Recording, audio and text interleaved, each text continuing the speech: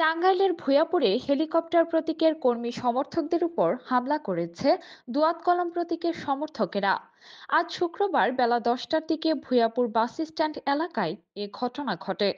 এতে আহত হয় উপজেলার শিয়ালখোল গ্রামের আব্বাস আলীর ছেলে রোমান। আহত রোমান জানান, সকালে চা খাওয়ার জন্য ভূয়াপুর বাস স্ট্যান্ডের শাহাদাতের দোকানে গেলে তাৎক্ষণিক দুয়াত কলমের সমর্থক জাহাঙ্গীরের নেতৃত্বে একদল সন্ত্রাসী এসে আমার উপর হামলা করে। এ সময় দেশীয় অস্ত্র নিয়ে এলোপাথারি মারধর করে। আশেপাশের লোকজন এগিয়ে আসলে আমাকে মাটিতে ফেলে চলে যায়। যাওয়ার সময় হুমকি দিয়ে যায় যে যদি হেলিকপ্টার প্রতীকের নির্বাচন করি তাহলে তারা মেরে ফেলবে। হেলিকপ্টার প্রতীকের প্রার্থী ফিরোজ চৌধুরী বাদী হয়ে ভূয়াপুর থানা ও নির্বাচন কমিশন বরাবর অভিযোগ দিয়েছেন। তবে এ হামলার কথা অস্বীকার করেছেন দুয়াত কলম প্রতীকের প্রার্থী নার্গিস বেগম।